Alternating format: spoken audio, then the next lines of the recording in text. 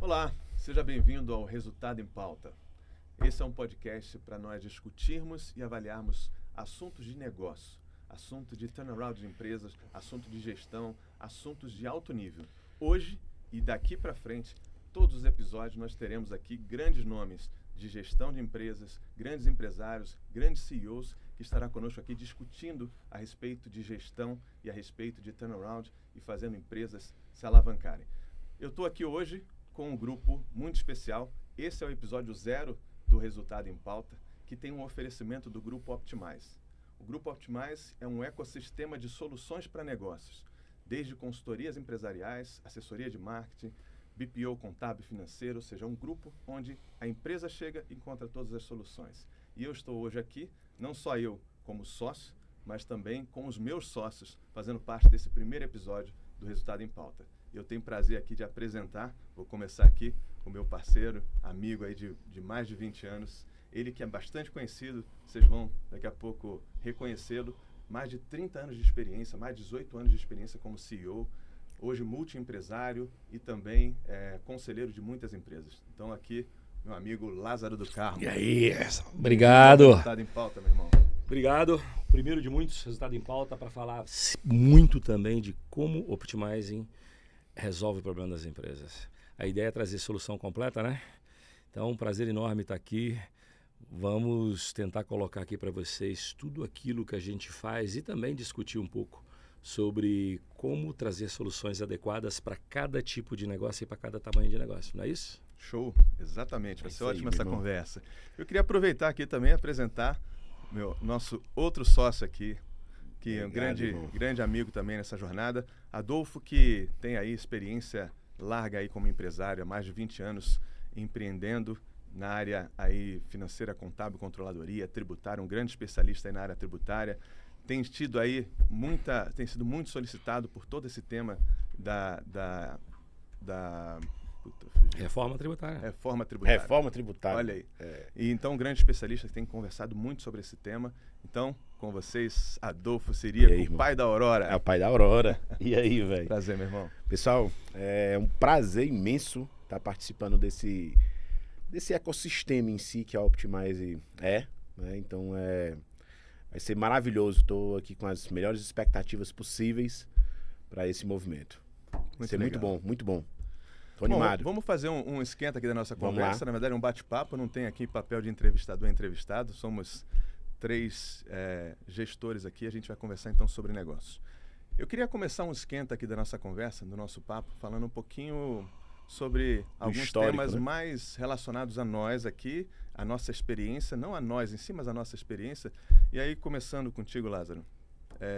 A gente se conhece há 22 anos, mais ou menos, né? A gente esteve junto aí muita coisa.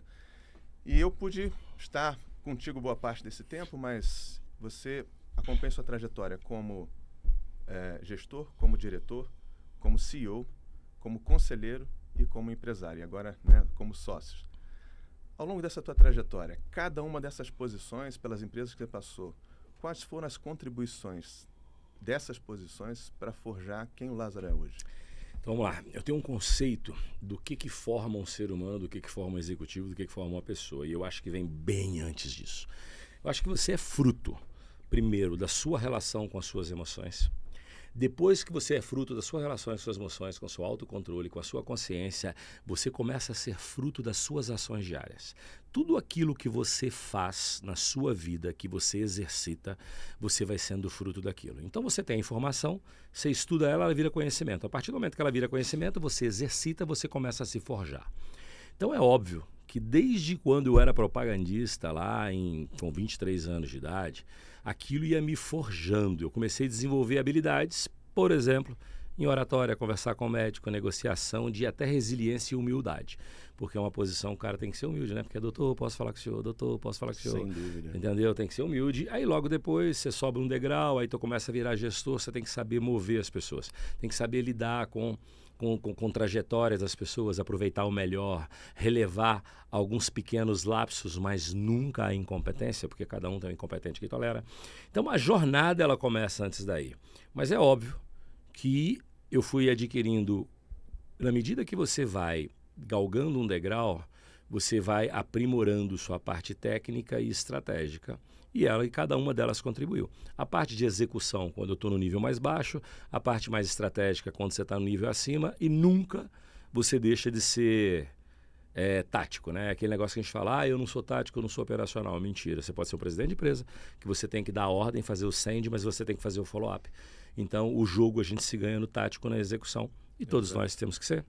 Então, cada jornada serviu para forjar os meus 42 quilômetros na maratona, que por sinal ainda estou em 2, ainda estou no segundo, tem muita coisa para ser forjada, e eu acho que é isso, eu acho que cada passo, como gestor de empresa me ajudou a lidar com gente, me ajudou a ver um pouquinho mais de campo na área comercial, como diretor um pouco mais técnico, como CEO mover um pouquinho o tabuleiro do xadrez, lidar com o sistema, e como conselheiro, principalmente lidar com a mentalidade de dono, porque lembra que todo bom conselheiro, além da capacidade técnica, além da experiência, hoje tem um crime muito grande. Está cheio de gente aí sendo conselheiro sem nunca ter tido uma expertise executiva sólida, sem ter uma jornada de 20, 30 anos em posições de relevância. Tem gente montando curso de conselheiro, sendo que ele próprio nunca ocupou uma cadeira de relevância dentro de uma corporação e o cara dá curso de conselheiro. Então estão banalizando a cadeira de conselheiro. Por quê? Porque conselheiro geralmente é o cara que viveu a jornada primeiro, para depois ele dar o conselho. Porque as pessoas só podem te guiar por caminhos que já percorreram. Se o cara não percorreu o caminho, o que está acontecendo hoje? Ele não percorreu o caminho, ele mente fingindo que percorreu e está dando conselho para as pessoas. O que acontece também nas empresas de consultoria, nas empresas que trabalham com turnaround de execução. O cara nunca foi aquilo que ele está ensinando o cara a ser. Então eu acho que depois de 30 e poucos anos trabalhando dentro de uma empresa, a minha formação em administração, a minha formação, ela foi feita 100% na execução. Eu acho que isso ajuda a formar a minha jornada. Não, você falou um ponto que essa questão de muita gente falando que faz aquilo que nunca teve experiência. Né? Total. Então, ele leu sobre o assunto, pesquisou sobre o assunto, virou expert. Ou então, e quando a gente fala de leitura e pesquisa, muitas vezes está com aquela profundidade de Pires, né? Vamos dizer o seguinte, ele leu e se aprofundou de maneira muito rasa. Acredita que aquela... No que oceano retórica, raso dele. No oceano raso dele. E acredita que a retórica de que, para ganhar o jogo a gente tem que fazer o gol, né? Então vamos lá, vamos fazer o gol, sem entender que para chegar até o gol, né, é muito mais complicado, né? Tem uma série de vivências, como você colocou, né? Inclusive de entender o espaço que muitas vezes, não somente o conselheiro, né, mas que esse profissional forjado dessa forma, ele precisa estar em todos os ambientes, estratégico, tático, tem que ter passado muitas vezes pelo operacional, não necessariamente estar lá, mas tem que ter passado para entender como a coisa funciona, então é importantíssimo isso. Agora, Lázaro, antes de passar aqui para o Adolfo, queria explorar um pouco um tema que, assim, você mudou muito do cara dos 34 anos, quando eu te conheci lá, para o que é hoje. Pessoalmente e profissionalmente. E eu sei que você é um cara que é muito reflexivo sobre tudo que você faz. O que hoje o Lázaro, se tivesse que dizer para o Lázaro lá de 34 anos, o garotão lá do Rio de Janeiro, o que você diria, cara, intensifica na sua vida daqui para frente ou freia isso daqui para frente? Eu não mudaria nada na minha jornada. Talvez eu seria mais veloz do que eu fui e correria mais risco. E o que eu posso dizer para quem está fazendo profissionalmente, eu seria mais veloz e correria mais risco. Assumiu muito risco, hein? Bastante. Eu assumiria ainda mais. Muito mais. Você tem que assumir risco quando você tem 30 anos. Você acha que você teria assumido mais e que você eu teria ter colocado mais gasolina na parte minha de empreendedorismo maior. Por exemplo, eu sempre na vida tive um CNPJ atrelado a meu CPF. Mas às vezes ele era mais jogado de lado. Eu não pus muita gasolina nele, porque eu já ganhava o dinheiro na indústria, mas eu sempre tive alguma coisinha do lado. Porra, eu era gerente regional da Sanofi, aí eu construí apartamento em Belo Horizonte, aí eu tive Lava Jato, eu tive confecção de roupa, eu fui fazendo essas coisas. Mas talvez eu colocaria mais gasolina no CNPJ. Eu coloquei muita gasolina no CPF, geralmente 70 no CPF, 30 no CNPJ, talvez quando eu era mais jovem, 30 anos eu colocaria mais gasolina nisso. Outra coisa é sim, talvez eu ainda seria mais intenso do que eu já fui em cada uma das decisões. Entendeu? É isso. Eu me considero um cara intenso, mas eu seria até um pouco mais intenso. Imagina como é que seria. Imagina como é que Mais seria. intenso. Né? Mais intenso, né? Não, seria uma. Imagina que seria o seguinte: seria uma dinamite, né? Seria uma bomba atômica. É né? isso. Exatamente. Né? Adolfo, Não, mas é interessante, antes da gente puxar esse ponto, é interessante que o Lázaro está colocando. E aí eu fiquei com uma dúvida num ponto. Do porquê mais energia no CNPJ. E aí eu fico imaginando o seguinte, tá? Porque, por exemplo, quando a gente coloca gasolina na pessoa física, né? Coloca gasolina na nossa carreira em si, isso de certa maneira, por mais intenso que você seja, isso gera um nível de limitação, seria isso? Ou seja, É isso. é porque eu não consigo ser tão grande quanto eu queria e acaba que um CNPJ, Vamos um colocar CNPJ, isso eu conseguiria? Comecei a colocar preço real no meu trabalho mais tarde. Porque quando você é jovem, você não consegue colocar preço no seu trabalho porque as pessoas não sentem valor no seu trabalho. Você é mais um na multidão. Eu sou minha formação acadêmica é ótima e eu tenho experiência ótima. Metade da população executiva tem experiência ótima, uma carreira ótima e uma formação ótima. E aí? O único problema dessa situação é porque muitas vezes as pessoas, né, imaginam que quando você fala isso, que é um cara de referência, que não é necessário a carreira acadêmica, que não é isso que você está dizendo. Você está dizendo o seguinte, ela sozinha não faz a conta. Não faz a E ela conta. por si só não traz a diferenciação. E ela, não exato. Traz a Ou seja, ela é diferenciação. muito importante para a gente também não considerar que ela é desnecessária, né? Se fazer Harvard, se fazer Wharton, se fazer MIT fosse garantia de sucesso, imagina quantos trilhardários e bilionários nós Com tínhamos no mundo. certeza, muitos. Entendeu? Mas é óbvio, é importante. Lázaro, mas e aí? Eu falei, meu filho, vou obrigado a fazer. Aí dele, se não fizer, o tapa na orelha. Tem essa porra, não. Vai estudar, vai asfaltar a pista. Depois que a pista está claro. asfaltada, aí vai o piloto. É isso aí. A carreira, o estudo acadêmico, ele serve para asfaltar a pista que você vai seguir, sua jornada. Não adianta você querer ter prática sem ter teoria, gente. A teoria vem antes da prática. Tudo, né? Agora, Tudo na só a vida. teoria também não adianta. Com Mas certeza. ela vem antes da prática. Com certeza. Entendeu? Então não tem jeito. É um Com conjunto certeza. da obra. Ainda tem a questão do que você falou em termos de energia, que é o atitudinal, né? Total. Muitas vezes, quantas vezes eu trabalhei com pessoas com um excelente currículo. Tinha até uma experiência pregressa muito boa, mas com um atitudinal muito ruim. Meu Não amigo, consegue lidar com emoções, não consegue tomar decisões, não consegue se posicionar, e aí não vai. eu não sei se eu chamaria de ruim. Mas eu conheci caras que foram meus pares no começo da carreira tal, e que eu olho hoje para trás, o cara tá lá atrás, parado ainda, e eles eram muito bons.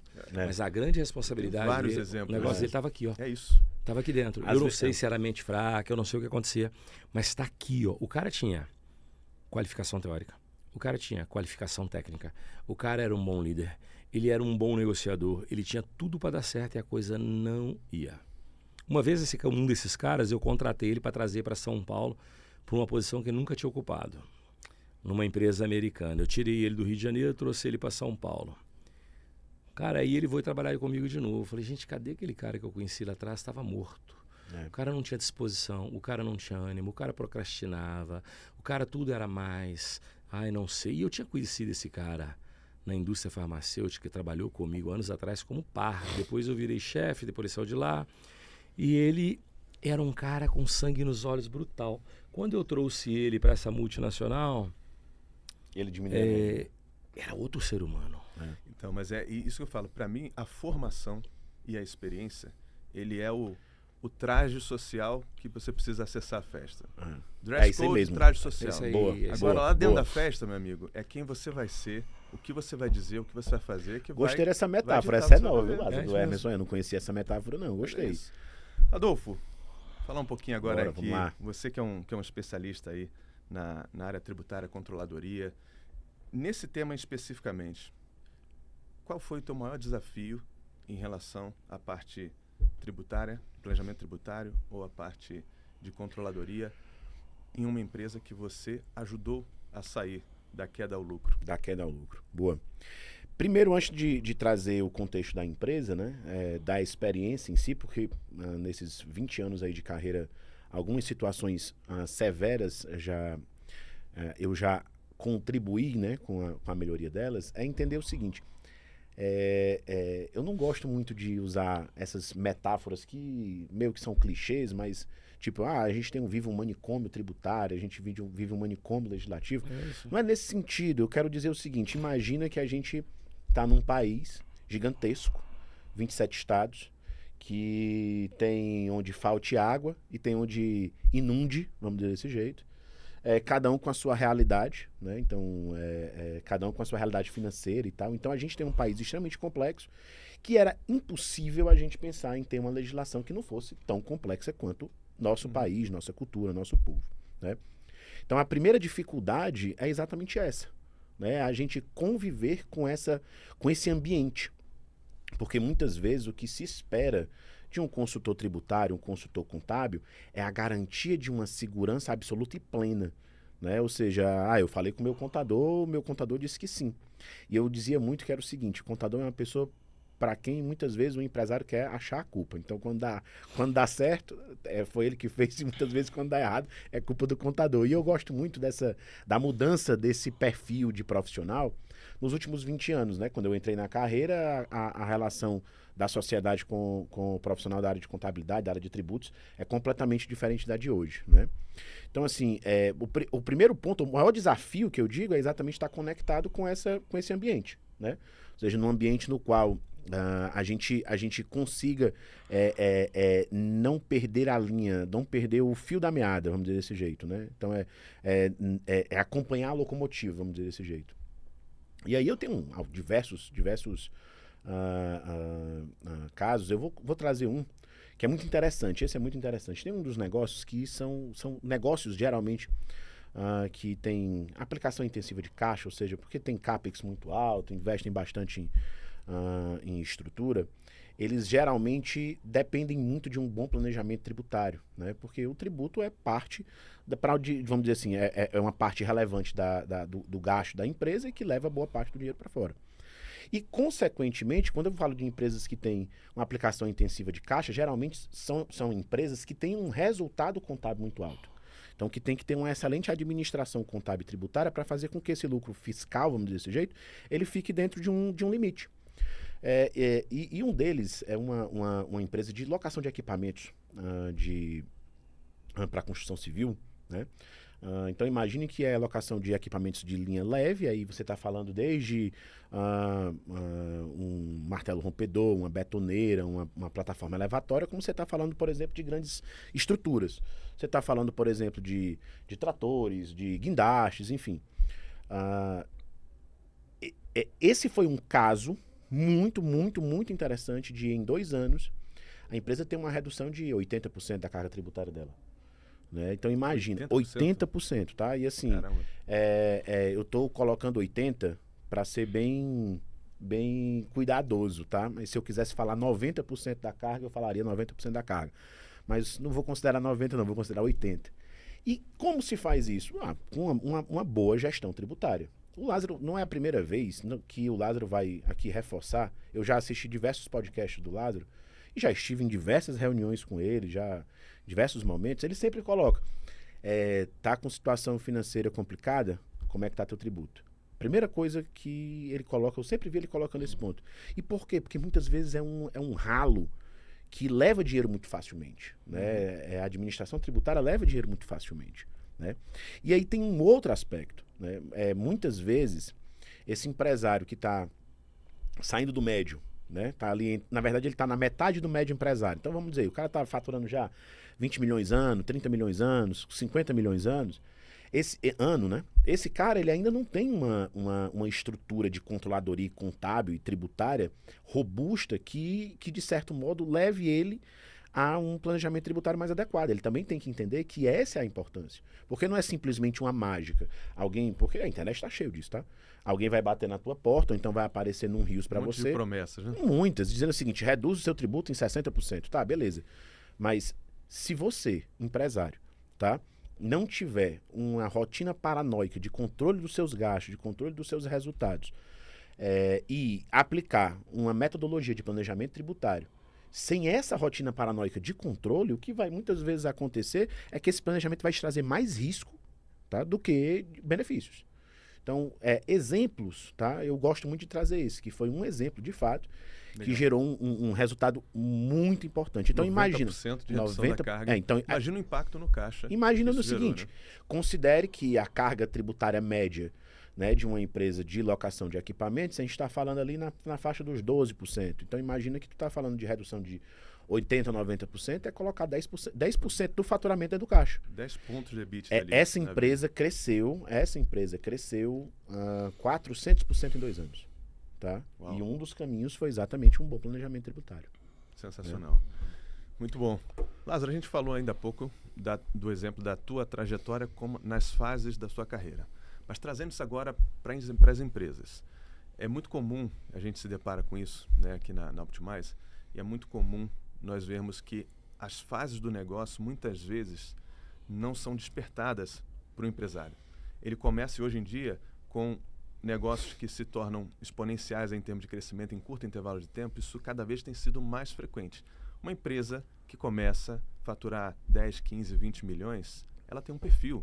A história do estratégico, tático, operacional é de um jeito onde não tem muito essa segmentação. As coisas acontecem, o cara que fundou está envolvido em tudo na empresa, só que essa empresa cresce muito rápido e muitas vezes em 2, 3 anos ela já está faturando 200, 300 milhões, que já é um outro perfil de negócio, uma outra fase. E daqui a pouco 500 milhões é um outro. Como é que você vê isso em relação às dificuldades das empresas em lidar, ou dos empresários em lidar com as diferentes fases do negócio? E se isso tem muitas vezes relação com essa história da queda ao lucro, ou seja, um turnaround necessário porque não foi visto que a empresa não é mais aquela de 1, 2 anos atrás, que ela agora tem 200, 300 milhões a mais em termos de complexidade de gestão. Como é que é isso? O que você já viu aí no seu dia a dia, por onde você passou nas empresas de turnaround? Eu acho assim, gestão é gestão, independente se é um carrinho de cachorro-quente ou uma empresa de 10 bi. O que muda é a sofisticação necessária para você administrar empresas maiores. Exato. E as pessoas certas para o lugar certo. Lembra o seguinte, você não pode colocar uma pessoa pequena demais para uma cadeira grande e nem uma pessoa grande demais para uma cadeira pequena. Você erra dos dois lados. E a gente vê assim, o cara sai do zero, faz a startup, ele vai ali até 10 milhões misturando todas as tarefas, até 20 milhões misturando todas as tarefas.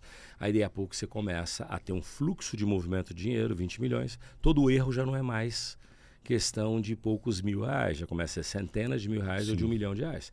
Então, você começa a ter que trazer sofisticação. E essa sofisticação, ela não vem sozinha, você tem que trazer gente. Nem sempre o cara que te trouxe do 0 aos 20 vai ser o mesmo que te leva de 20 a 100 e o que vai te levar de 100 a 1 bi. Exato. São profissionais com skills diferentes. E lembrando, principalmente, que aí começa a cometer os erros. Eu estou faturando 20 milhões, eu quero trazer um cara de uma empresa 5 vezes maior que a minha, com um salário enorme para sentar ele naquela cadeira. O cara está maior do que a cadeira. Ele vai chegar e vai frustrar. Ele está acostumado com o tapete vermelho de uma empresa de 500 milhões, 1 bilhão, vai entrar numa empresa de 20 milhões de reais. Ele não tem nem tapete com girar vermelho. Aí ele começa a se frustrar. A autonomia não é tanta, porque agora ele tem um dono operacional. Na outra empresa de 1 bi, o dono geralmente ele não é operacional. Numa empresa menor, o dono é, apesar que eu conheço empresa de 8 bi que o dono é operacional. Mas tudo bem.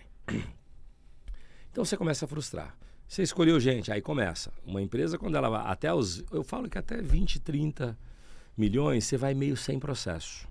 A partir daí você começa a ter que ter processo. E a grande diferença é que uma empresa muito grande, ela tem que ter muito processo. Exato. E para você ter muito processo, você tem que ter muita gente fazendo gestão junto com você. É isso aí mesmo. Então, se a gente pensar, gestão ela é muito racional, ela é muito processual e ela é muito simples. Se você tem bom senso e se você tem um bom racional, com uma base técnica mínima, você é um bom gestor. O problema é que as pessoas mesclam isso. Então, vai complicando, vai colocando sofisticação e vai botando mais foco no processo. Vai crescendo, vai botando mais foco no processo e menos nas pessoas. Uma empresa pequena, ela deve ter foco mais na pessoa do que no processo.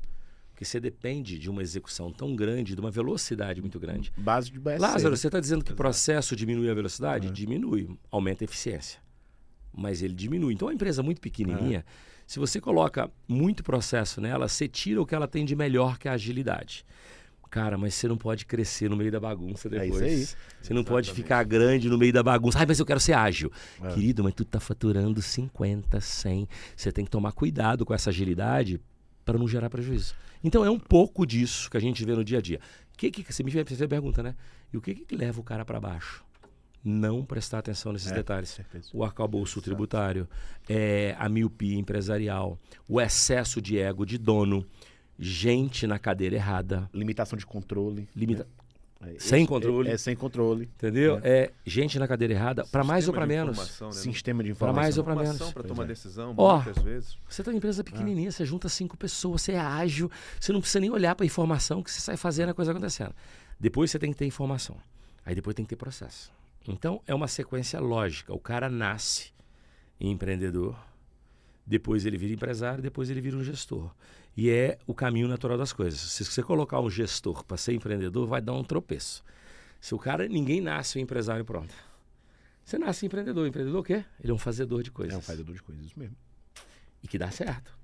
Então a gente está falando aqui de pessoa certa no lugar certo, a gente está falando de processo e a gente está falando Informação. de sistemas de informação. Metodologia também. Metodologia de gestão? Metodologia... Porque você tem que ter metodologia para ter processo. Ah, Lázaro, eu tenho processo, mas se você não tem metodologia, você não consegue executar o processo direito. Isso é um ponto que, quando a gente fala de processo, muitas empresas que estão nessa fase da queda, que estão passando por dificuldade, ela pode ter outras coisas, mas invariavelmente processo faz parte do diagnóstico. A falta de processo, na verdade, faz parte do diagnóstico. Mas sabe uma coisa, Emerson? Só para trazer essa questão relacionada a processo. O que a gente percebe muito? Porque eu quero levantar a bola para você cortar agora, tá? Primeiro porque tem que fazer isso, né? É importante. O que eu percebo muitas vezes é que a interpretação do que significa processo, de fato, muitas vezes para o empreendedor, ela é confusa, porque o empreendedor pensa o seguinte, tá, beleza, então ter processo é o quê? Preciso de um POP, de uma instrução de trabalho? Preciso montar, então, um fluxograma num sistema desse, num Visage da vida, e vai estar resolvido minha vida? Não, não é isso não. Tem toda uma cultura de governança. E aí, cara, eu queria aproveitar, né? E pedir o seguinte, pô, bicho, tu tem 20 e tantos anos de experiência como executivo, né? Trabalhou em multinacional, empresa que faturava bilhões. De que maneira tu vivenciou isso no dia a dia dessas empresas e de que forma tu enxerga a aplicação e a boa prática disso em empresas de menor porte, assim, já agora na condição de consultor, vamos dizer assim, de consultor como sócio de uma consultoria, né? Quando eu coloco dessa forma, de conselheiro, de advisor. Em relação aos processos, especificamente? E também de que maneira tua experiência mostrou que isso funcionou, né? Eu acho que talvez seja esse o ponto. Porque muitas vezes o que o empresário tem dificuldade é de enxergar que o processo de fato faz sentido, ou que ele é importante. E ele pensa o seguinte, eu implantei processo, chamei uma consultoria de processo, passaram aqui 3 meses montando o processo, está dentro de um caderno ali. Burocratizou tudo e não deu certo. Acho que esse é um tema. Né? Esse é um tema. Assim, para muitos empresários, processo, as 2 palavras que remetem para o empresário muitas vezes, como burocracia, processo e governança. Mas se for mal implementado, sim, pode engessar. E estraga o plano tático, que foi o que o Lázaro colocou. Exatamente. Não valida o plano tático. São as 2 coisas que fazem com que o plano tático não funcione. Então, eu acho que a maior dificuldade, trazendo agora, né, de grandes corporações, onde isso é mais cultura, e olhando mais para empresas médias e olhando na perspectiva do empresário, eu acho que a maior ruptura é essa primeira visão. Porque assim, cara, eu estou aberto a rever processos na minha empresa, porque a primeira impressão vai burocratizar, vai engessar. E na verdade não é nada disso. Toda empresa tem processo. Porque se alguém faz alguma coisa de uma determinada forma, aquilo é um processo. É um processo. Isso não Pode quer não estar dizer, escrito, isso, né? Isso não quer dizer que esse processo é o melhor. Isso não quer dizer que é o processo correto. Mas o que é mais comum a gente vê em empresas médias, quando denota a falta de processo, é que cada pessoa, num determinado momento, faz aquela atividade da maneira que acha melhor. Isso é o caos, porque aí, de fato, é a falta do processo. Então, quando a gente fala de processo, existem grandes blocos que são analisados para ver como é que está o processo numa empresa. Quando você fala de um processo, vou falar de uma indústria como exemplo, você tem uma jornada desde quem são os seus fornecedores, da compra de matéria-prima até a chegada dessa matéria-prima no seu estoque, existe uma série de processos que precisam ser mapeados, desenhados e institucionalizados. Isso não é engessar, isso é garantir o que o Lázaro falou, a eficiência. Depois que ele está dentro de casa, você tem um processo, uma outra cadeia de processo, que é o processo de produção, o PCP lá. Então, como é que vai transformar aquela matéria-prima no produto acabado? Então, existe uma série de processos para que isso aconteça da maneira mais efetiva e mais rentável possível. Você tem depois um processo, uma cadeia de processos relacionado ao order to cash, né? O famoso order to cash, que é do momento que o teu cliente coloca o pedido ao momento que ele recebe, que o dinheiro entra no teu caixa.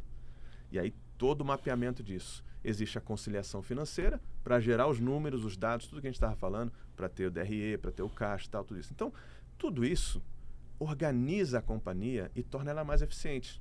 E isso geralmente não se encontra. Empresas que estão com dificuldade, você pode ver que essas etapas e outras questões estão totalmente fora de processos eficientes. Então, organizar isso é fundamental. E aí tem outro ponto da governança que a gente falou, que também que eu fundamental acho que e não é burocratizar, é tornar eficiente o negócio e tornar ele mais rentável. Até porque, e aí colocar isso na mesa também, esse tema na mesa, muitas vezes o planejamento estratégico ele é colocado como uma das principais ferramentas para fazer com que uma boa estratégia, né, de recuperação aconteça. E é de fato, sim, essencial, né, que o planejamento estratégico esteja bem estruturado, bem montado, enfim.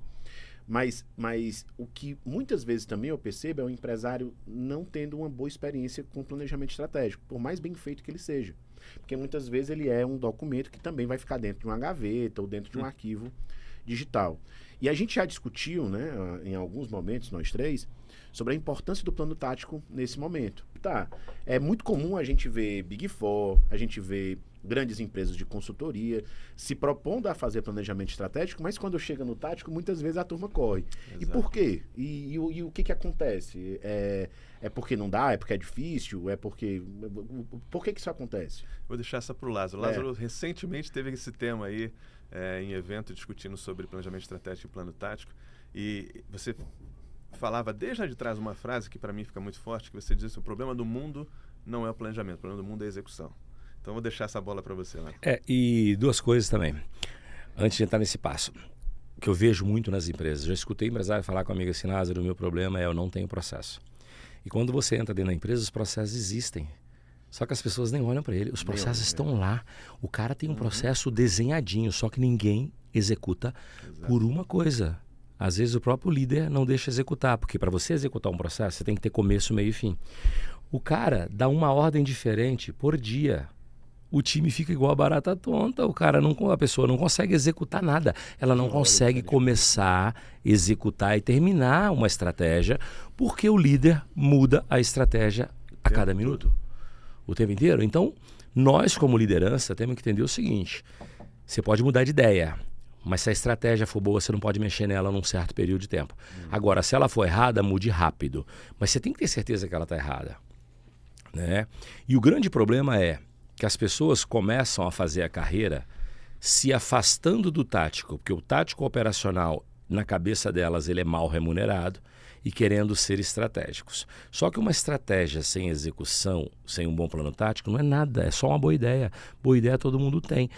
Todas as empresas de sucesso ganham o jogo no tático. E, Lázaro, como é que eu faço para ter um bom plano tático, um bom plano de execução e um bom plano estratégico? Porque são as três coisas. Lembra, minha meta é faturar 100 milhões. Tá bom, para eu faturar 100 milhões eu tenho que fazer o quê? Aí eu tenho que abrir mais 3 canais de venda, eu tenho que lançar mais 5, 6 produtos. Beleza, isso é uma estratégia. Abrir canal de venda é estratégia. Lançar produto é estratégia. Eu tenho que construir mais um CD, é estratégia. Aí entra o plano tático. Como é que eu vou abrir mais um canal de venda?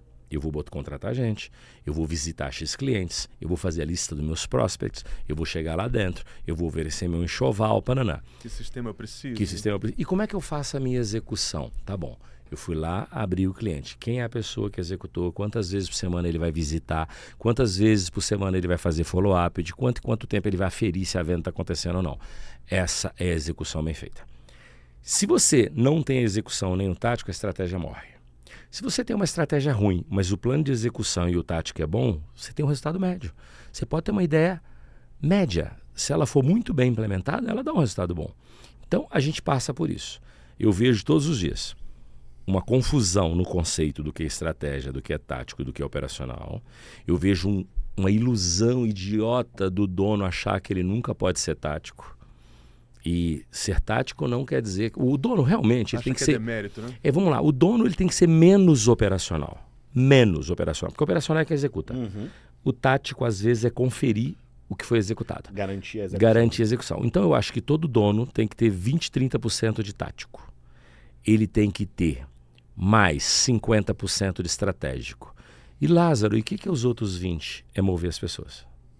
Mas ele tem que ter tático e estratégico. Essa ideia de que dono nunca pode ser tático, que dono tem que ser o cara que lida do macro. Rapaz, um macro sem um micro não existe. Sentado numa cadeira, só olhando para... Não existe.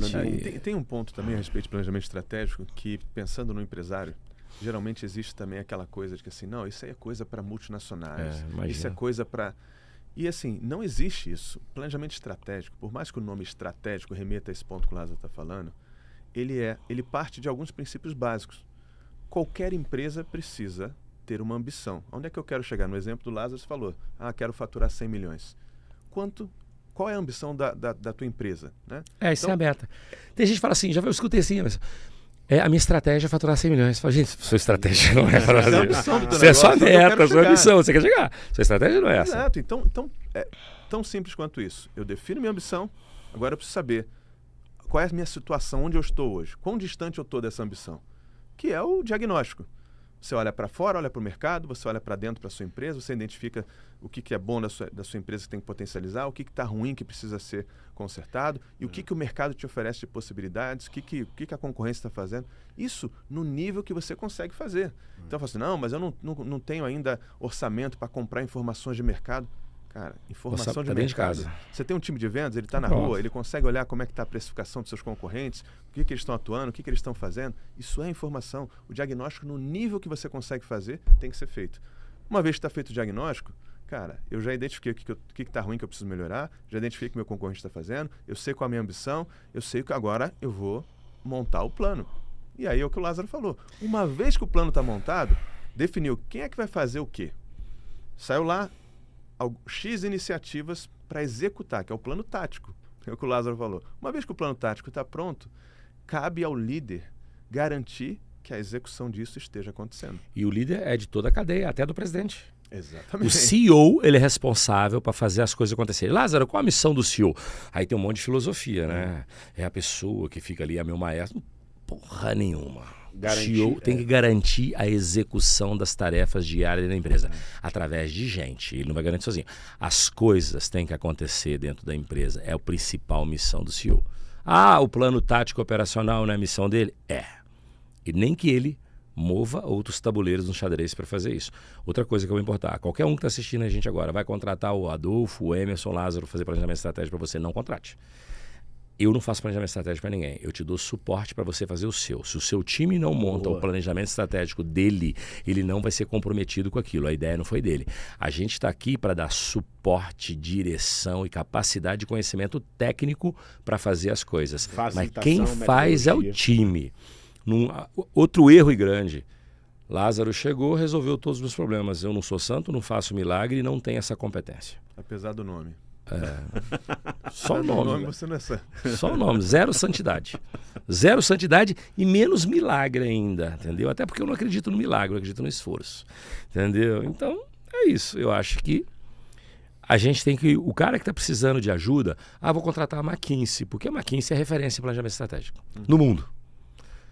Se a McKinsey fizer te entregar pronto, a chance de fracasso é de 70%. Sem dúvida. McKinsey fez o seu planejamento estratégico. Eu gostei muito do que tu falou, Lázaro, que foi o seguinte. Muitas vezes uma ideia excelente sem aplicação, ela tem um resultado muito pior do que uma ideia média bem aplicada. Total. Então, a Isso é lei da vida. Bem aplicada, ela é melhor do que uma boa ideia sem aplicação. Né? Mas falando disso, a gente vivenciou isso junto na Jequiti. Eu lembro claramente, e que loucura quantas loucuras a gente fez, né? A empresa tinha faturado 50 milhões, né? No ano anterior, foi quando você me convidou para me juntar lá, e aí foi formado um time e tal. Ela formava 20, aí o primeiro ano faturou 53, Aí o terceiro acho que foi 180 Não, ou 200. O terceiro 92, depois 180 200. e 240 e enfim. Olha. Mas eu queria voltar exatamente nesse ponto. Nessa época, com esse faturamento, eu lembro claramente, nós fomos lá e fizemos o planejamento estratégico dos próximos 5 anos. Definimos, em 5 anos essa empresa estará faturando acima de 500 milhões e com 200 mil consultoras na sua base. A ambição estava feita, detalhamos todo o plano, o que tinha que fazer, quem ia fazer, quando ia fazer, o que precisava acontecer. Só que aonde que ganhou o jogo? Foi no que o Lázaro falou, o plano tático. Nós tínhamos toda segunda-feira reunião de diretoria, a gente olhava ponto a ponto. Está acontecendo? Total. Quem é responsável por isso? Tinha lá uma ferramenta que a gente usava do Balance Scorecard, ia abrindo. Isso aqui está vermelho por quê? Abre aí. Quem não fez o que tinha que ser feito? Não fez por quê? A pessoa ia lá, não fiz por isso, aqui. Cara, é essa execução, a disciplina paranoica que a gente fala, é que faz realmente levar. Ou seja, essa experiência que vocês vivenciaram, né, da Jequiti, é um exemplo de como o planejamento estratégico bem feito e implementado, né? Ou seja, aí vocês associaram uma boa ideia com um bom plano, com uma boa execução. E com um bom plano tático e execução. Para todo mundo estar ouvindo, nós estamos falando de planejamento estratégico, mas a mesma referência, a mesma intensidade, a mesma qualificação vale para plano contábil, para plano tributário e para plano financeiro, que esses três têm que estar dentro do estratégico. Quando você fala de estratégico, dentro dele você engloba quantas vezes você vai fazer o turnaround da empresa, 50% do jogo está no bom planejamento tributário. Sem dúvida. 50% do jogo está no bom planejamento tributário. Queria trazer um tema aqui que é muito comum. Inclusive, essa semana... Deixa eu puxar esse Red Bullzinho aqui. Opa! Né? Vamos lá, vamos tomar aqui um energético aqui também para manter aí a intensidade, como o Lázaro falou em alta. Queria trazer um tópico que essa semana eu estive inclusive numa empresa e isso é muito comum acontecer. Uma empresa que precisa de um turnaround, está no meio de uma recuperação, mas não está instalado na companhia uma cultura de austeridade. A empresa que está com resultado negativo, a gente está falando aqui da queda ao lucro, para fazer essa virada da queda ao lucro, é preciso que a empresa inteira, você falou um ponto ainda há pouco, Lázaro, do papel do CEO ou do empresário, que é a mobilização da companhia. Fazer as coisas acontecerem. Isso é fundamental. E é muito comum você ver uma empresa que está em recuperação, onde só o financeiro e a controladoria estão nessa página. Toda a empresa continua do mesmo jeito. Interessante. É como se muitas vezes, aí falando, Emerson, do planejamento estratégico e do que está vinculado no planejamento estratégico a essa área de controladoria, que seria a parte do negócio ali, né? Vamos dizer, a perspectiva de negócio. Aí muitas vezes a turma acha assim, não, essa aqui é da controladoria, orçamento é a controladoria, né? Ou então da área financeira, e não é. É parte de uma cultura de austeridade mesmo, né? É entender que é o todo, né? Mas continua a ter o raciocínio. Não, porque essa empresa, especialmente esse cliente, você, cara, mas o que então a gente precisa fazer para que a empresa inteira esteja mobilizada? Cara, tem vários exemplos, assim, eu inclusive estive à frente e dirigindo empresas de bilhões multinacionais, onde o nível de austeridade, os funcionários precisam entender o momento da empresa. A gente falou ainda há pouco das fases do negócio, e um momento de uma crise, um momento de uma necessidade de recuperação, é um momento que a empresa, mais ainda do que um plano de expansão, a empresa inteira precisa entender o momento da companhia e o que ele, na posição que ele está, precisa fazer para colaborar com essa recuperação. Então, sem essa mobilização, muitas vezes, por mais que um plano de recuperação esteja muito bem montado, se as pessoas chegarem eu costumo dizer o seguinte, eu disse para esse empresário essa semana, se você reunir tua turma inteira e falar assim, gente, estamos com um problema, e na cabeça das pessoas estiver assim, nós não, você, já era, cara. Não tem plano de recuperação bem feito que funcione se a cultura de austeridade não estiver instalada. Então, eu estou falando de cultura de austeridade com símbolos que passem para a empresa inteira, que muitas vezes não é aquela economia que vai fazer diferença, mas tem símbolos que vai dizer o seguinte, olha, esse é o momento da companhia. Então, por exemplo, já tive multinacionais de bilhões em que, olha, a partir de agora, de manhã o funcionário chega, não tem mais a pessoa que vai lá e limpa a mesa de cada um. Uma flanelinha na mesa, um álcool em gel, cada um limpa a sua mesa. A cafeteria do andar, que tinha cappuccino, chocolate, tudo, agora é um cafezinho expresso, você traz a sua caneca, você toma. É isso que vai fazer diferença na economia de uma empresa de bilhões? Não. Mas isso é um símbolo que diz para a pessoa, olha, esse é o momento em que nós precisamos ser austero. Do mesmo jeito que a gente está sendo austero com o café, com a limpeza da mesa, você precisa ser com as suas contas, com aquilo que você é responsável no seu setor, na sua diretoria. Então, isso é fundamental. Mas eu queria ouvir vocês em relação a essa experiência. Eu estou trazendo esse tema quente, porque dessa semana tive mais uma vez essa experiência de poder me deparar com isso e de ajudar uma empresa cliente. Mas queria ouvir vocês sobre esse tema. Cultura de austeridade, símbolos de cultura de austeridade. O que vocês veem nisso? Eu vou colocar aqui também esses aspectos relacionados aos símbolos, né? Porque isso realmente é muito importante. E aí eu me lembro que em uma empresa que eu já atuei, empresa grande, inclusive, que atualmente fatura mais de bi, né? Um dos sócios, ele sempre, tá?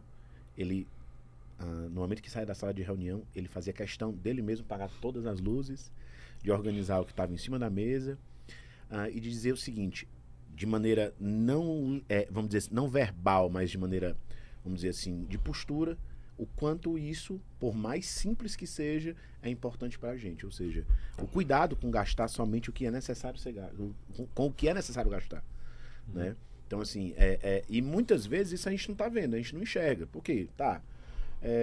Se a gente faz um ato desse, quantos quilowatts de hora a gente está, quantos quilowatts de energia a gente está economizando? Quase nada, isso é irrelevante.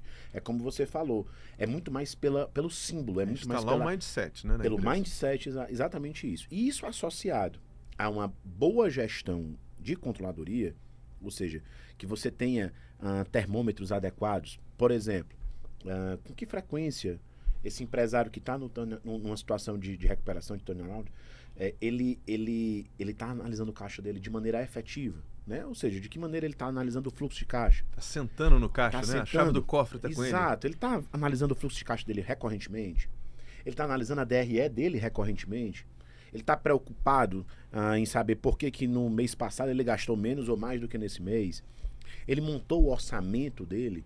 Ou seja, como é que está tanto, não somente a construção, mas a execução do orçamento, que eu sei que realmente uma implantação orçamentária em companhias de médio porte é hiper difícil, porque é uma cultura, a implantação da cultura da austeridade. É um dos símbolos da implantação da cultura da austeridade. Ou seja, como é que ele está fazendo isso? Como é que ele está trabalhando nas projeções? Ou seja, esse símbolo, né, que é, por exemplo, o cafezinho, o apagar da luz, ele conecta diretamente com essas práticas de controle dessa rotina paranoica, né? Desse controle obsessivo que precisa se ter com os gastos, né? Eu queria que o Lázaro trouxesse... Agora eu vou te colocar aqui 2 aspectos disso, Lázaro, para você comentar. Um aspecto é esse, que a gente está falando, da austeridade, da redução de custo, quanto isso é importante para uma empresa turnaround, mas também qual o limiar de quando cortar custo começa a ser um problema numa empresa. Porque esse é um ponto também de uma armadilha. Eu queria que você comentasse aí, que você tem bastante exemplo disso. Então vamos lá. Na minha opinião, né, um bom exemplo de empresas que têm austeridade em custos e muita abundância em receita e em lucratividade são o modelo Jorge Paulo Lema de Ser, modelo Ambev, eles têm esse modelo. A austeridade é sempre gigante dentro das empresas, inclusive até na remuneração dos funcionários. O fixo é baixo, o variável é muito alto. Que é bom, que gera uma ambição, tem que ser controlada. Um outro tema eu só vou usar uma política de austeridade quando eu estou recuperando a empresa. Não, meu irmão, se você usa uma política de austeridade num avião que está decolando, voando, você vai voar mais alto. A política do turnaround, da austeridade, a política da empresa de stressing, ela tem que ser usada em qualquer empresa. Você imagina, você tem uma empresa boa e usa uma política de stressing dentro dela, ela vai ficar melhor ainda. Se a política, a cultura de stressing da austeridade, elas tiram uma empresa do ruim para o bom, imagina o que ela faz numa empresa boa. Né? Exatamente. Aí, o que diferencia de uma para outra é o peso na mão na hora do corte. O corte adequado é aquele que gera a melhor rentabilidade com o recurso que você tem. A partir do momento que você corta alguma coisa e ele começa a afetar a sua qualidade de venda, ele começa a afetar a sua qualidade de serviço, ele começa a afetar o seu volume de venda, ele é um corte ruim. Você tem que cortar no limiar Aonde? Exemplo, eu tenho uma força de venda, eu vou cortar metade das pessoas. Mas aí eu vou vender a metade. Talvez vender a metade não cubra o seu break-even, o seu gasto, o seu SG&A fixos e variáveis. Então, cortar pela metade é o pior corte que você pode fazer. Lázaro, vou ter que cortar meu call center, meu pós-venda. De repente você vai cortar o negócio com tanta profundidade que você não vai poder dar uma atenção ao seu cliente, você não vai poder fazer um atendimento de qualidade. Então, você vai matar a sua empresa. Então, somente a experiência vai poder te mostrar aonde cortar, o quanto cortar e como cortar despesa dentro da empresa. Mas cortar despesa é fácil. Não, tem que ter ciência por trás. E é por isso tem que ter um bom ciência. Planejamento financeiro é importante. É aonde entra. A gente falou muito de planejamento estratégico. Eu quero dizer para vocês, dentro do planejamento estratégico, todo planejamento estratégico e planejamento tático tem que ser revestido por uma peça orçamentária. E dentro de uma peça orçamentária tem que ter um plano financeiro. Fala, Lázaro, mas que merda. Eu faço planejamento tático, eu faço planejamento estratégico, eu faço orçamento. Aí eu faço plano financeiro? Sim, porque você tem que saber usar seus recursos. Sem dúvida. Como, quando e onde usar os meus recursos. Por isso é que quanto maior a empresa, mais sofisticação você precisa ter. Porque um funcionário que trabalha numa empresa de 10 milhões, de 20 milhões por ano, 30 milhões por ano, ele não sabe fazer isso. Não adianta, não sabe. A gente volta às fases do negócio. Né? Volta às fases do negócio. E sobre implantação de orçamento, eu queria só colocar um ponto. Porque eu coloquei no início que implantação orçamentária talvez seja uma das coisas mais difíceis que eu já vi na rotina vamos dizer assim, da controladoria de uma empresa. E por quê? Porque é uma implantação que depende dessa rotina paranoica e diária. Porque se você não fizer o controle do seu orçamento diariamente, o que vai acontecer? Aquele trabalho que você não fez ontem acumula para hoje. Total. E o trabalho que você não fez hoje, ele vai acumular para amanhã e assim por diante. Então, E você não vai fazer. Você não vai fazer. Aí sempre tem as desculpas, né? E aí as desculpas. Eu não fiz porque meu sistema é ineficiente. Né? Não fiz porque eu não controlo o gasto. É porque eu controlo por regime de caixa e não por competência. E aí começam a vir as desculpas, né? Que de certo modo justificam a não implantação de um bom controle orçamentário, que é o que o Lázaro falou. O alicerce, né, para um bom planejamento estratégico é uma peça orçamentária. Se você não consegue fazer um orçamento adequado, nem faça um planejamento estratégico. Aí tem um ponto, só para passar a bola para ti, Emerson. Aí tem um ponto que é interessante, que aí muitas vezes é o seguinte: mas como é que eu vou montar o orçamento? Como é que eu vou montar o orçamento? Aí vem de duas formas. Tem gente que vê muito simples. Aí muitas vezes o empresário quer enxergar o seguinte: não, eu pego aqui a média dos gastos dos últimos 3 meses e projeto para frente. Não, você não está fazendo um orçamento. Isso não é uma peça orçamentária. Primeiro que não está conectado com o teu planejamento estratégico e com a tua visão de futuro. Isso, na verdade, é uma perspectiva do quanto você imagina, olhando para o retrovisor, que você vai gastar nos meses subsequentes. A montagem de uma boa peça orçamentária, ela exige a necessidade crítica de gasto a gasto, de maneira individual. E ela começa, o start 1, com uma boa projeção de venda. Exatamente. E uma boa projeção de despesa baseado do zero. Se você fez essas duas coisas, você faz a peça. Exatamente. Você projeta a despesa, projeta a receita, define o lucro que estabelece o lucro que está programado lá na ambição, e aí sim você começa a organizar e as despesas e os investimentos que eu preciso ter para ter receita. Porque você não projeta a receita sem investimento. Não existe. Não existe também isso, não verdade. Existe. Você tem que projetar a receita, projetar investimento, projetar a despesa. Então. E eu recomendo para todo mundo que está vendo a gente. Cara, você nunca fez uma peça orçamentária, faça base zero. Exatamente. O do Falcone lá, o BZ. Faça base zero. Pega uma folha em branco e começa a fazer do zero. Lázaro, como que eu faço isso? Eu acho fazer orçamento base zero mais fácil do que você pegar rascunhos borrado. Total. Vai base zero. Envolve as pessoas. Sai do vício. Eu queria pegar esse gancho, porque vocês falaram da receita na conexão com a peça orçamentária. E aí eu queria pegar, desde a quebra de paradigma que você acabou de falar em relação a cortar custo é bom, desde que, e aí você trouxe os elementos que é a partir de onde não é bom cortar custo. E eu queria trazer também esse mesmo ponto em relação à receita. A gente está falando aqui da peça orçamentária, você falou, bom, começa com expectativa de receita para o negócio. Com que investimento eu vou precisar ter dele? Com que lucro eu quero ter? O restante, o que sobra para você ter aquele lucro é o que você vai poder gastar em despesas fixas, despesas, enfim, variáveis e tudo isso. Mas o tema que eu queria trazer tem a máxima de que vendas é tudo. Trazer faturamento é o foco. Muitos empresários têm a questão até do orgulho de dizer, poxa, minha empresa está faturando tanto. Quando que crescer vendas passa a ser um problema? Quando você não está estruturado o suficiente para suportar o crescimento de venda. Ele passa a ser um problema. Estruturado o suficiente, outro pode ser na área de operações, pode ser na área financeira. Entendeu? Certo. Porque crescer afeta fluxo de caixa. Crescer afeta a mão de obra e afeta operações. Então, crescer, quando você não está estruturado financeiramente ou na área operacional, ela passa a ser um problema. E quebra. Tem um indicador que é o ciclo financeiro. Eu gosto bastante dele. Exato. Né? O que o ciclo financeiro ele mostra? Prazo médio, né, de estocagem, vamos dizer desse jeito, que é quanto tempo aquela mercadoria em média está no teu estoque. Prazo médio de pagamento, ou seja, quanto tempo tu demora para pagar aquela conta, né? E o prazo médio de recebimento, é quanto tempo tu vai demorar para receber essa venda. Você sabe que eu faço isso na vida pessoal? Com certeza, cara. Eu, Lázaro, como é que é o meu prazo médio? Claro. E aí, esse indicador do ciclo financeiro, muitas vezes, ele não vamos dizer assim, avaliado. Ele é ignorado por muitos. Muitas vezes é ignorado. E nesse momento, o crescimento das vendas vai dar uma dor de cabeça para o empresário. Porque será que ele vai ter caixa suficiente para suportar esse crescimento?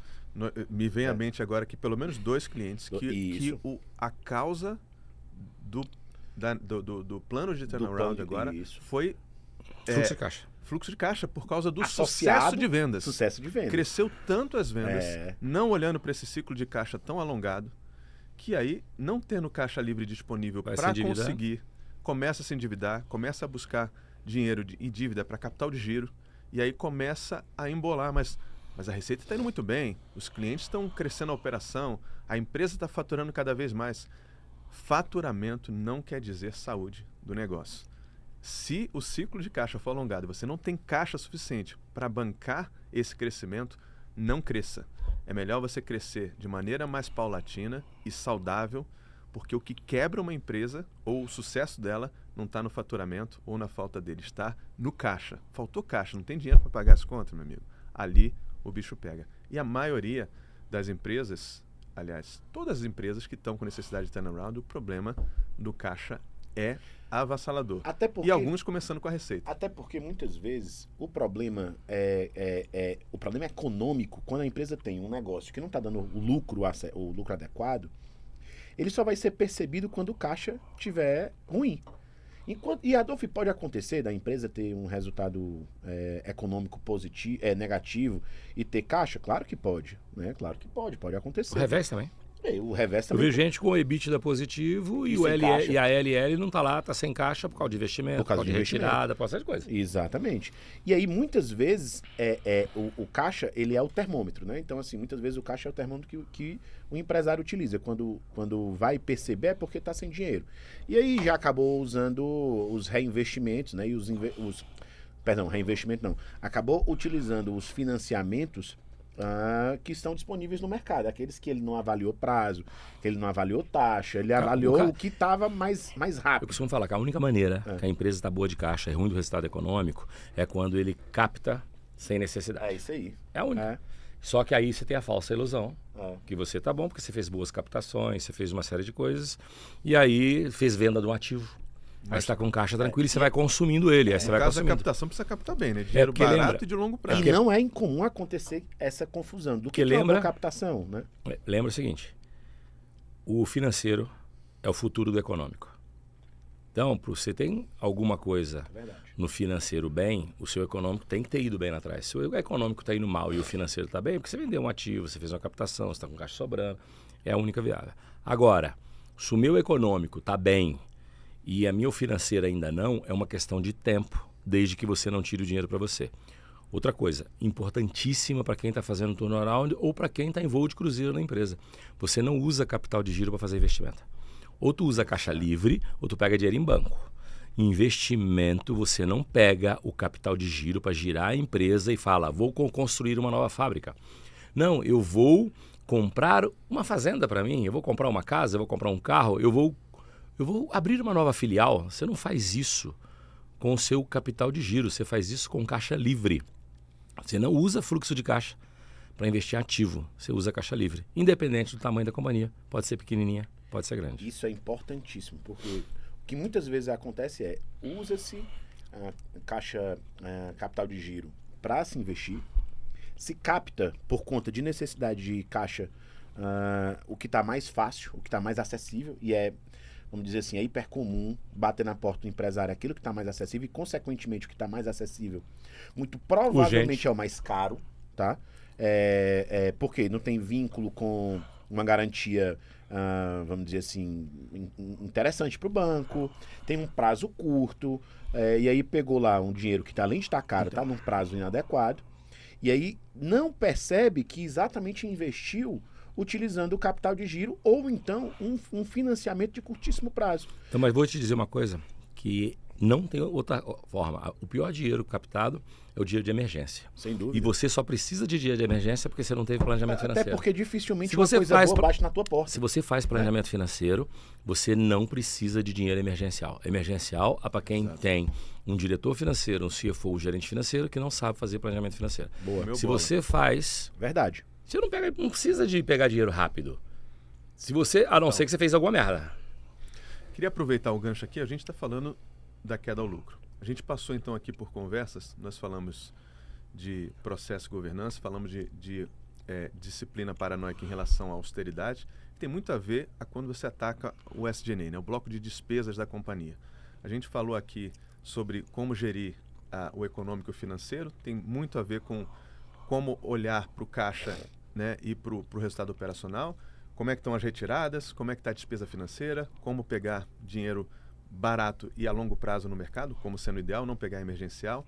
E a gente falou da dicotomia de até onde vendas é positivo e até onde ela pode ser um problema. Mas tem uma linha do DRE aqui que eu queria agora a gente entrar, que não falamos especificamente dela, que é a linha da margem bruta, do custo do produto. Falando de uma empresa de consumo, muitas vezes o bloco de despesas, foi o que o Lázaro falou anteriormente, você corta despesa até um limiar. Chega uma hora que cortar despesas chega no seu limite e você começa a ter problemas se você continuar cortando despesas.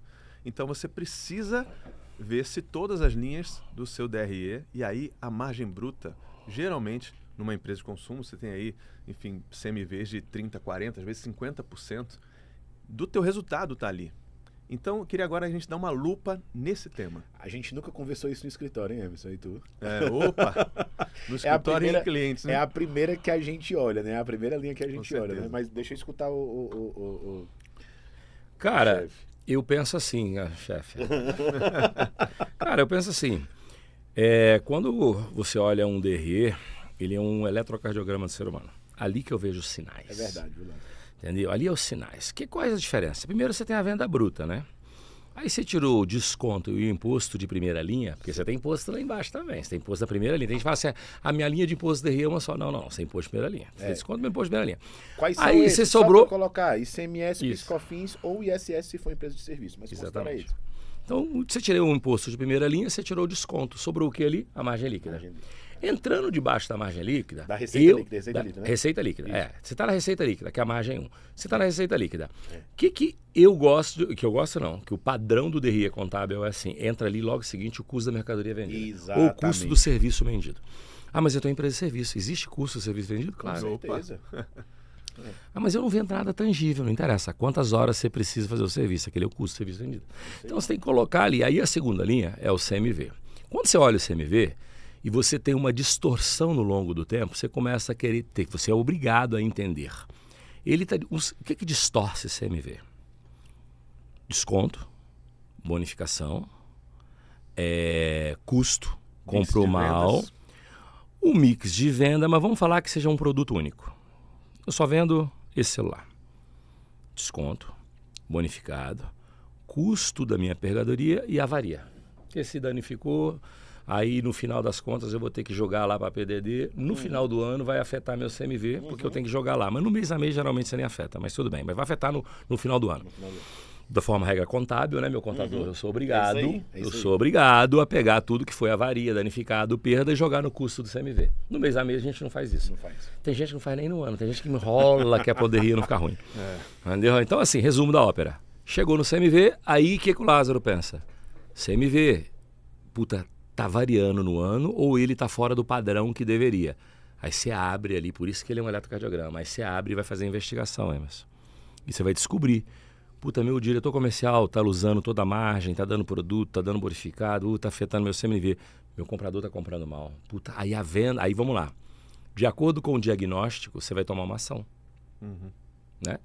A área comercial tá destruindo meu CMV. Então, eu vou mudar minha política comercial, minha política de bonificação e até minhas campanhas.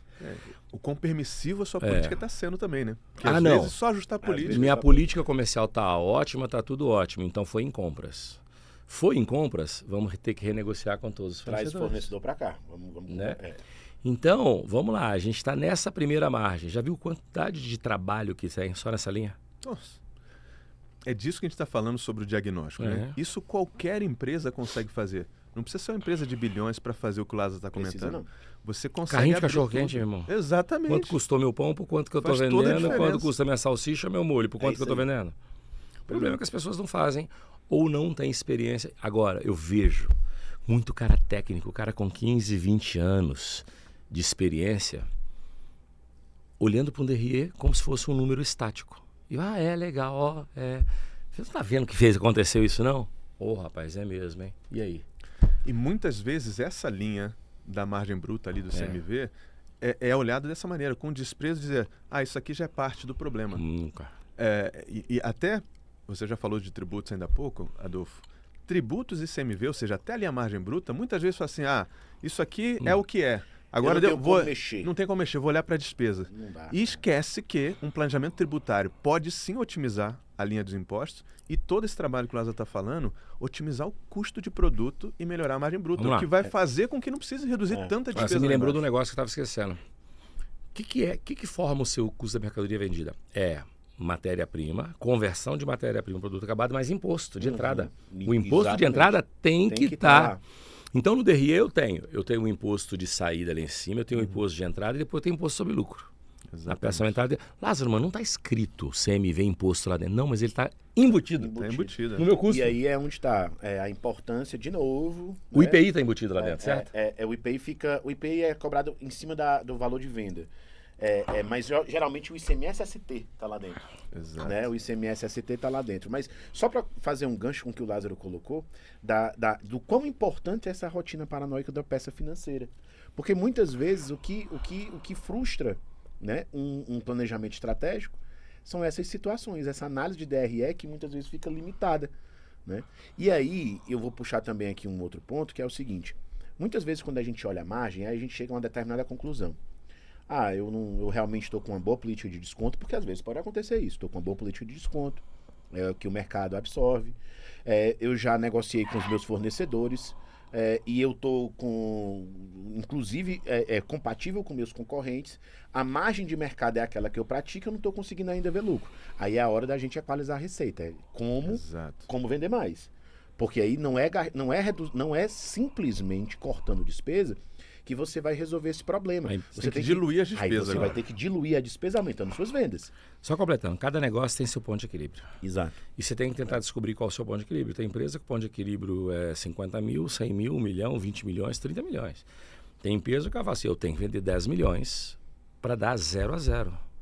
Se eu não vender 10 milhões, eu não pago meus custos fixos variáveis. Tem que ganhar na escala. Lázaro, mas como é muito dinheiro? Não, porque ele já está num patamar que ele precisa daquela estrutura mínima. Sempre na empresa você vai necessitar de uma estrutura mínima para vender X. E vai precisar de uma estrutura maior ainda para vender Y. E essa estrutura tem um custo operacional. É isso aí. Então não existe igual para todo mundo. Não, porque o mercado tem isso de custo. Não, cara. Não. Se você está no Nordeste é um custo, você está em São Paulo é outro custo, você está no Sul outro custo. Exato. Até porque tem custo logístico, tem tudo isso, né? Exato. Eu queria pegar esse gancho, já que você falou do que o Adolfo comentou e você trouxe agora. A empresa está fazendo um turnaround, ela já reduziu a SG&A, foi lá, implantou a austeridade, reduziu as despesas do que poderia, olhou paralelo a isso, a margem de CMV, otimizou, ou seja, ela preparou o shape agora do negócio, conseguiu recuperar. A gente está falando aqui da queda ao lucro. Então ela conseguiu recuperar e chegar pelo menos numa margem operacional agora ou positiva ou pelo menos zerou ali, estancou a sangria. Só que ela está nesse limiar que o Lázaro acabou de falar. Já está no limite do que pode reduzir de custo, já otimizou o que poderia na margem bruta, no custo de produto, Só que ficar no 0 a 0, ela não gera ainda caixa para o que deveria. Ela saiu da crise de ficar aumentando o problema, mas ainda está. E aí chega no ponto que o Adolfo comentou. Agora ela precisa acelerar vendas, expansão comercial. E agora eu queria trazer, então, da queda ao lucro, o momento da segunda fase. Um exemplo como esse, a gente tem exemplos assim, clientes nossos, né? Essa semana tivemos lá, de que está com o shape preparado para uma expansão comercial. E aí eu queria trazer os pontos das fases ou dos pilares que a gente, né, ajuda muitas empresas numa expansão comercial. A gente fala, geralmente a gente faz um mapeamento e você aí que está nos assistindo, no teu negócio são pilares que você também consegue identificar e, obviamente, com a ajuda, dependendo da complexidade, você vai ser mais rápido. O teu negócio tem oportunidade de expansão, de atuação geográfica? Aonde você atua hoje com o seu negócio? Você poderia aumentar a atuação geográfica do seu negócio? E se sim, qual é o plano para isso? Você tem a oportunidade de expandir portfólio? O Lázaro falou, é uma empresa só de um celular, só tem um SKU. Quantos SKUs complementares o teu negócio pode ter? Qual o portfólio que você pode explorar? Isso é fato novo para trazer dinheiro novo, já dizia um amigo meu. O outro ponto é, quais os canais que o teu negócio atua? Eu só atuo no varejo de loja física. E o e-commerce? E você já explorou a venda direta? Já explorou outros canais? Ou seja, a expansão de canais. E por fim, como é que está o desempenho nos seus clientes atuais? Como é que você aumenta o LTV dos clientes onde você já está atuando? Sempre tem oportunidade de dispersão de performance dentro dos seus próprios clientes. Então, esse é um mapa da mina que, obviamente, explorando cada um desses pontos, com certeza vai ter muita oportunidade de expansão comercial. Mas eu queria trazer agora essa discussão para um segundo momento. Saiu da crise, fez austeridade, recuperou esses pontos, trouxe já para o problema não estar mais aumentado. Mas agora precisamos expandir para diluir custos e tudo isso. Então eu queria colocar esse tema na mesa. O Lázaro é um grande especialista, aí vivemos juntos alguns exemplos assim, de alavancar muito em vendas algumas empresas que estivemos juntos, Jequiti e outras, mas queria botar isso na mesa agora de expansão comercial. Você tem na minha opinião, você tem dois viés que são 90% do jogo. Canal, distribuição e produto. 90% do jogo está aí dentro. Qual que é o terceiro?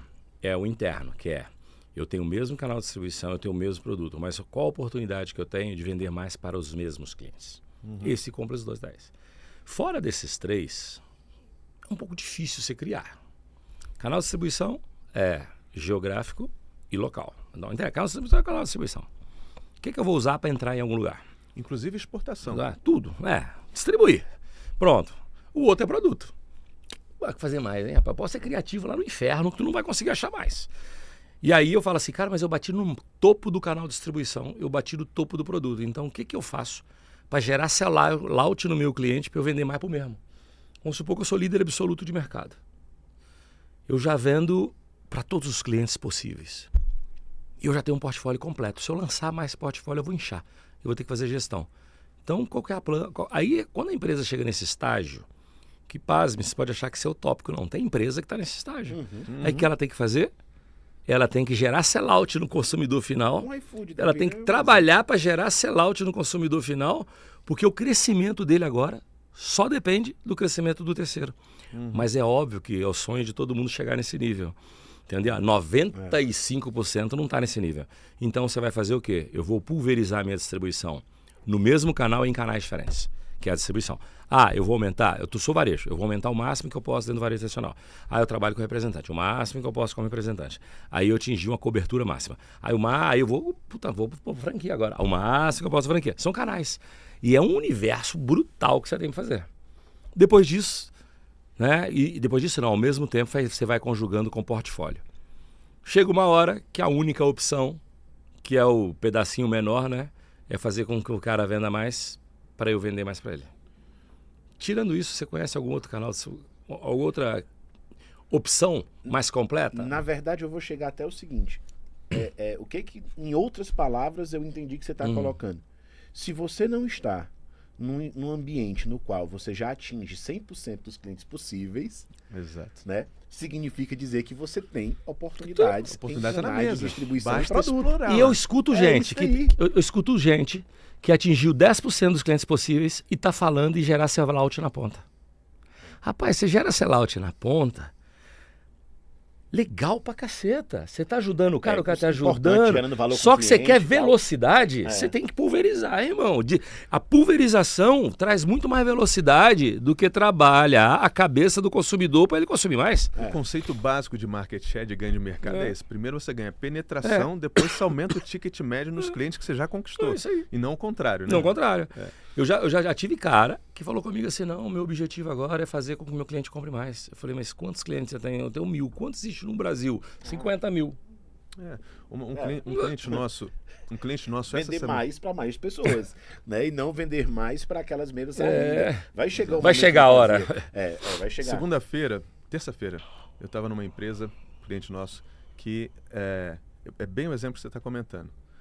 Dentro dos clientes que já estão dentro da empresa, que estavam no ano passado e ainda estão esse ano, essa empresa perdeu 30% do faturamento que estava no ano passado, de clientes que estavam e continuam. E ela conseguiu repor 20% disso. Ou seja, a empresa está tendo uma queda de 10% na receita. E aí quando você olha isso, 10%... Mas quando você vai no detalhe, teve uma queda de 30% em gente que está lá dentro. Não é que o cliente foi embora. Tem uma outra perda de receita de clientes que saíram do negócio e que foi compensado por outros que entraram. Mas dos que estão, teve uma queda de 30%. E aí ele conseguiu, com outros que cresceram, minimizar isso. Mas ainda o net é uma queda de 10%. E aí quando você vê isso, você fala assim, cara, eu tenho o Adolfo, tenho o Lázaro e tal, eles compravam de mim, 30 milhões cada um. Agora estão comprando 20. Cara, o que eu sei disso. Primeiro ponto, eu sei disso. Eu identifiquei, eu sei por que o Lázaro está comprando 30% a menos esse ano. Muitas vezes o empresário olha e fala assim, o Lázaro é um cliente meu há 5 anos. Mas se você não tiver nesse nível de lupa, de entender, o Lázaro, como é que está a jornada desse cliente Lázaro comigo ao longo do tempo? Então, em 3 horas de reunião, nós abrimos todos esses números e aí eles falam, caramba, a partir daí agora é plano para cada um deles. Então, realmente, a receita, ela não os detalhes são fundamentais. O que você falou, penetração para depois ganhar ticket médio. Tu sabe o que olhar pode os acontecer? clientes. A busca da justificativa satisfatória. Então, o que eu quero dizer com isso? Não, eu só caí 10%. O mercado todo aqui, eu vi que já caiu 20%, já caiu 15%. Então beleza, eu tô bem. Ou então, é porque o mercado retraiu esse ano, tá diferente e tal. Mal sabe que aquele resultado analisado por uma outra perspectiva vai mostrar para ele exatamente diferente, que ele caiu mais do que a média, vamos dizer assim. E essa desculpa, ela só seria verdadeira se o cara tem 80% do mercado. É isso aí. O mercado sou eu, então se o mercado tá ruim, eu sofro junto. ruim, exato. Agora, o cara que tá numa empresa média, ele é 0, nada desse setor. O setor tá ruim, alguém está indo bem, mesmo no setor ruim. Por que não pode ser ele? É aquelas justificativas que eu uso para ficar mais tranquilo, né? Então, assim, Exato. é algo que eu, em teoria, não consigo compreender, não consigo conceber, não consigo controlar, então, de certa maneira, eu vou considerar que é o mercado que está difícil, né? Enfim. É isso aí. É complicado. Muito bom. Bom, eu queria agora ir caminhando pro final aqui da nossa conversa. Vamos ter com certeza mais conversa e traremos muita gente fera, a exemplo desses dois aqui, que são tão feras que somos sócios, né? Estamos juntos nessa jornada. Vamos trazer, aguardem os próximos episódios, nós vamos trazer gente que realmente faz e acontece, gente que realmente tem um histórico aí de resultados, de reversão de resultados, gente que geriu grandes companhias, gente que geriu grandes empreendimentos empresariais. Então, aguardem os próximos episódios. Mas eu queria aproveitar aqui e a gente fazer um fechamento em qual o conselho, aproveitando o ponto que você falou de conselheiro, né? Se a gente tivesse que deixar aqui um conselho, pensando aqui nos empresários que estão nos assistindo, que estão nesse cenário do tema de hoje, da queda ao lucro, ele está no meio dessa jornada. Que conselho que a gente deixa aqui para esses empresários, só para a gente fechar aqui o nosso papo? Primeiro, a entender que a pior crise é a interna. Não é a crise do mercado, o mercado está mal, o mercado está bom. Se o mercado está mal ou o mercado está bom, sempre tem alguém performando mais ou pior. Agora, se a crise ela instalou internamente na sua empresa, ou seja, você está tendo uma performance que você já foi muito melhor no passado, ou você simplesmente deixou de performar como você performava, você pode ter certeza que você tem um problema internamente. E esse problema pode ser cultura, pode ser gente, pode ser excesso de sucesso durante um tempo, porque aí a gente para de olhar os detalhes. Então, cuidar uma coisa. Você quer uma empresa blindada à prova de crise? Seja sempre você contra você mesmo. E cuide das crises internas. E as crises internas são quando a gente tem excesso de ego e vaidade, quando a gente deixa de olhar para o mercado do ponto de vista de buscar novas oportunidades ou quando você deixa de inovar. Ah, Lázaro, mas inovação você está falando de produto? Não, estou falando até de atitude. Exato. Até de atitude. Então é isso. Olha sempre, tentando buscar dentro da companhia possíveis focos de crises internas. Crises internas não é só conflito, não é só briga, que as pessoas acham que ter crise é brigar internamente. Nossa, eu tô com o pessoal... Não. O sócio, a gente se dá tão bem, não tem crise não aqui. Tem crise. A empresa pode estar em crise, o sócio a empresa não. Está em crise. Então fica de olho nesses detalhes, que com certeza você vai blindar a sua companhia por um futuro mais longevo e próspero. Muito bom. O que eu reforço, né, da queda ao lucro, né, vamos dizer dessa forma, que o importante é a gente se perceber em cada ambiente, né? Isso pode acontecer, mas não é comum, né, que você vai a queda da noite para o dia. Isso pode acontecer, né? De repente... Mas não é comum mesmo. Mas não é comum, né? Então, não... Ela dá sinais, né? Ela dá Tem que sinais. saber ler os sinais. Não desmereça esses sinais, né? Ou seja, seja austero no controle. Não somente no vamos dizer, no que se gasta, mas no controle. Então, eu acho que essa talvez seja o principal conselho que eu faço para o empresário é exatamente isso. Não desmereça os sinais que a empresa dá. Não desconsidere os sinais que a empresa dá, né? Não releve os sintomas. Tá? Então eu acho que esse seria o conselho mais importante aqui que eu daria para os empresários. Legal. Bom, eu vou deixar aqui o meu. Na verdade, Importante. o meu eu vou deixar como uma recapitulação, um resumo de alguns pontos que até a gente passou aqui. Um dia eu estava terminando uma palestra e uma pessoa me fez essa pergunta. Se você tivesse que definir 3 pontos que você acha fundamental na posição de um gestor, um CEO, um líder de uma empresa, quais seriam esses? Então é isso que eu queria deixar aqui. A resposta que eu dei para essa pessoa, eu queria deixar aqui como uma dica e como um conselho, como a gente falou aqui para vocês. O primeiro ponto, e a gente falou disso aqui, você que é o empresário, você que é o CEO, você é o visionário desse negócio. Você precisa saber aonde essa empresa precisa chegar. Você é que dá a direção de qual é a ambição desse negócio. Então tenha isso em mente, esse é um papel seu. Se você não fizer, ninguém vai fazer. Qual é a ambição do seu negócio? E você precisa contagiar toda a empresa com essa ambição. As pessoas precisam sonhar junto contigo essa ambição. O segundo ponto é você ter, e o Lázaro falou disso aqui ao longo da nossa conversa, é ter as pessoas certas para fazer essa ambição acontecer. Pessoas certas no lugar certo. E eu resumo pessoa certa em você, nessa sequência inclusive, caráter, competência e carisma. Você precisa ter pessoas com princípios que são adequados com os seus da sua empresa. Você precisa de pessoa que tenha competência, ou seja, que realmente já fez. E você precisa ser pessoas que saibam lidar com pessoas, ter carisma, saber lidar, o emocional que a gente falou aqui, que muitas vezes derruba muita gente. E por fim, o que nós também conversamos aqui, que é você já sabe para onde você quer chegar, você tem as pessoas certas, você precisa agora ter o plano correto para fazer isso acontecer. Então, ter o planejamento correto e a execução com disciplina, para mim, esses 3 blocos são as dicas de que, se você não está olhando para o seu negócio para esses 3 elementos, a minha dica é: faça amanhã. Se possível hoje, dependendo do horário. Queridos, muito obrigado, foi um grande prazer. Foi bom demais estar com esse papo aqui com vocês. Esse é só o primeiro de muitas conversas e os próximos ainda trazendo grandes convidados aí para se juntar a nós nessa discussão. Muito bom. Prazer é meu. Tamo junto, pessoal. Um abraço, hein? Grande abraço. Tchau, tchau. Até a próxima. abraço.